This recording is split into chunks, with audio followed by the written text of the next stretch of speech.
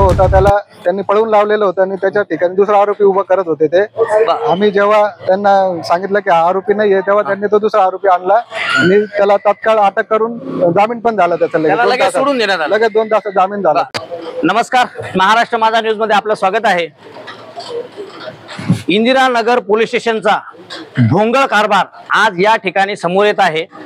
दिनांक 22 जून रोजी एक वयोवृद्ध रिटायर व्यक्ती रस्ता क्रॉस करत असताना गरवारे या ठिकाणी एक अपघात होतो। रॉंग साइड अतिशय चुकीच्या पद्धतीने गाडी चालवत एक ओला ड्रायव्हर त्या व्यक्तीला धडक देतो। त्यानंतर अपघातग्रस्त व्यक्तीला दवाखान्यात ऍडमिट करण्यात येतंय। इंदिरानगर पोलीस स्टेशन मध्ये तो गुन्हा दाखल होतो, पण तो गुन्हा दाखल म्हणून केला जात नाही। होतंय काय, त्या व्यक्तीला एक अपघात म्हणून घेतलाय, ठीक आहे, परंतु ज्या वेळेस ती व्यक्ती हॉस्पिटलमध्ये आहे त्याची परिस्थिती काय आहे काय नाही, त्या इंदिरानगर पोलीस स्टेशनच्या तपासी अधिकाऱ्यांचं काम होतं की ती व्यक्ती खरंच फक्त किरकोळ अपघातग्रस्त आहे की त्याला मेजर दुखापत आहे।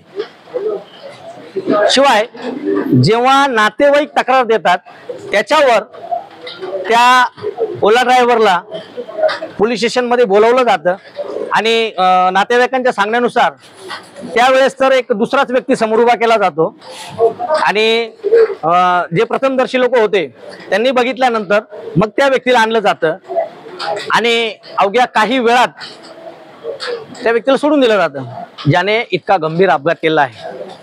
का बरं इंदिरानगर पोलीस एवढी तत्परता का दाखवत आहेत? त्यांना प्रश्न विचारणार सांगतात की 7 वर्षाखालचा गुन्हा आहे, आम्ही त्याला अटक करू शकत नाही। सगळ्या गुन्ह्यांमध्ये एवढंच तत्परता दाखवतात का? आज सिव्हिल हॉस्पिटल येथे याच अपघातग्रस्त विजय लोखंडे यांची बॉडी नातेवाईक घेणार नाहीये। तो व्यक्ती मरण पावलाय, याला जबाबदार कोण? आरोपी पोलिसांच्या ताब्यात नाहीये का? नाहीये। सर्व गुन्ह्यांमध्ये आपण इतकी तत्परता दाखवता, मग इतक्या मेजर गुन्ह्यामध्ये आरोपीला आपण का सोडून दिलेलं आहे असा प्रश्न मैताचे नातेवाईक विचारतायत। आपल्या सोबत त्यांचे जावई आहेत, त्यांचे मेहुणे आहेत, त्यांचे भाऊ आहेत, सामाजिक कार्यकर्ते आहेत। आपण त्यांनाच विचारणार आहोत की ही घटना काय झाली होती, कशी घडली होती आणि त्यांना इंदिरानगर पोलीस स्टेशनचा काय अनुभव आलेला आहे। गरवारे पॉइंटला सकाळी 8:30च्या सुमारास एक ओला ड्रायव्हर आलेला होता। त्यांनी भरधाव वेगाने गाडी चालवत माझे दाजी विजय हरिभाऊ लोखंडे यांना जोरात धडक दिली। किती वाजता झाली होती ही घटना? सकाळी 8:30च्या दरम्यान। कोणत्या ठिकाणी झाली होती? गरवारे पॉइंटला, पुलाच्या खाली। बरोबर। हो। तुमचे जे नातेवाईक आहेत ते कुठे चालले होते? ते मुंबईला चाललेले होते। आणि हा ओला ड्रायव्हर ही जी कार होती ही कुठून येत होती? तो रॉंग साइडने आलेला होता आणि जोरात धडक दिली त्यांनी आणि आमच्या दाजींना दवाखान्यात ऍडमिट करण्यात आलं। कोणत्या दवाखान्यात ऍडमिट केलं होतं? वक्रतुंड हॉस्पिटलला। तुम्ही पोलीस कंप्लेंट केली होती का? पोलीस कंप्लेंट केली, पण त्या ठिकाणी तो आरोपी जो होता त्याला त्यांनी पळून लावलेलं होतं आणि त्याच्या ठिकाणी दुसरा आरोपी उभा करत होते ते। आम्ही जेव्हा त्यांना सांगितलं की हा आरोपी नाहीये तेव्हा त्यांनी तो दुसरा आरोपी आणला आणि त्याला तात्काळ अटक करून जामीन पण झाला त्याचा, लगेच सोडून देण्यात आलं, लगेच 2 तासात जामीन झाला। तुम्हाला काय सांगितलं, त्याला का बरं सोडून दिले, का सांगितलं होतं? ते टेबल जामीन होतं म्हणे अशा केस मध्ये। आणि म्हणजे त्यांनी त्यांच्या मनाने जे लावलेले कलम होते ते त्यांनी टेबल जामीन मध्ये बसवलं आणि तो आरोपी सोडून दिला। आज जे तुमचे मेहुणे तर ते मयत झालेले आहेत, तुमची काय मागणी आहे? आमची अशीच मागणी आहे की ते ओला ड्रायव्हरला तात्काळ अटक करण्यात यावी आणि त्याला योग्य ती सजा झाली पाहिजे।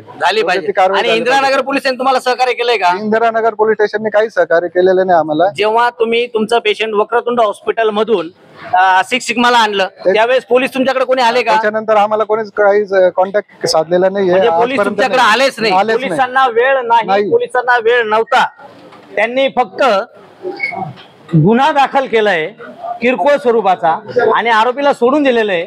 आणि जर काही दुर्घटना घडलीच म्हणजे जर समोरचा अपघातग्रस्त व्यक्ती जर मेला तर आम्ही गुन्हा दाखल करू आणि बघू, अशी भूमिका त्यांची होती. हो अशीच होते.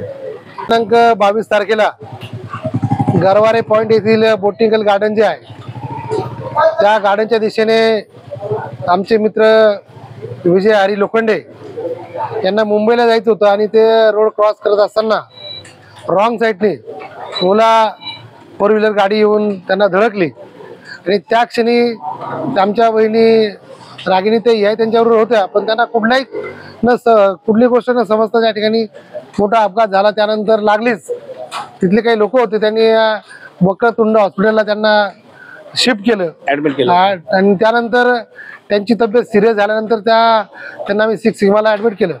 परंतु गेल्या 8-1 दिवसामध्ये कुठल्याही प्रकारचं पोलीस यंत्रणेने त्या ठिकाणी लक्ष दिलेलं नाहीये. यावर असं सिद्ध होतं की या ठिकाणी सर्वसामान्य माणसावर जर एखादा अपघात झाला किंवा काही गोष्ट घडली तर ती जी पोलीस यंत्रणा जी आहे ती अत्यंत असंवेदनशीलपणाने वागत असते, ढिसाळ आहे. जेणेकरून त्या पवार जे तपासी अधिकारी आहेत पवार म्हणून त्यांनाही या बाबतीमध्ये प्रश्न विचारले होते. त्यावेळेसही त्यांनी तेच सांगितलं होतं की हा गुन्हा हा 7 वर्षाच्या खालचा आहे आणि हा टेबल जामीन होतो, म्हणून आम्ही त्या कॅब ड्रायव्हरला लगेच सोडून दिलं. म्हणजे ही इतकी तत्परता यांनी कशी दाखवली असेल बरे, तुम्हाला काय वाटतं? निश्चितच असं आज आपण पोलीस यंत्रणेवर ज्यावेळेस बोट करत असतो, परंतु काही पोलीस हे चांगले आहेत, परंतु या यंत्रणेमध्ये काही लोक असे आहेत की त्यांना थोडीफार चिरीमिरी जर दिली तर त्यामध्ये त्यांनी स्वतःच्या हेतूसाठी लोकांच्या जीवाचाही विचार करत नाही. आणि या सर्व गोष्टीमध्ये एक सर्वसामान्य चांगला व्यक्ती या ठिकाणी दगावलेला आहे. त्यांच्या मागे त्यांची पत्नी आहे, 2 मुलं आहेत की ज्यांचं शिक्षण चालू आहे. अशा व्यक्तीवर जर अशा पद्धतीची घटना घडत असेल तर मला वाटतं अत्यंत दुर्दैवी आणि अत्यंत लज्जास्पद गोष्ट या ठिकाणी नाशिक शहरात होत आहे. आरोपी अटक न झाल्यास आपण काय भूमिका घेणार आहात? निश्चितच मी बहुजन समाज पार्टीचा जिल्हाध्यक्ष या नात्याने आणि नगरसेवक या नात्याने एक इंदिरानगर पोलीस स्टेशनच्या अधिकाऱ्यांना सांगू इच्छितो की जर इंदिरानगर पोलीस स्टेशनच्या हद्दीत झालेला जो गुन्हा आहे की ज्यांच्यामुळे एक निष्पाप मनुष्य मरण पावलेला आहे, त्या आरोपीला जर तात्काळ अटक जर झाली नाही तर आम्ही उद्या त्यांची जी बॉडी आहे ती सिव्हिलमध्ये घेऊन जाणार नाही आणि ती बॉडी डायरेक्ट आम्ही इंदिरानगरला घेऊन जाऊ अशी ताकीद त्या ठिकाणी आम्ही देत आहोत.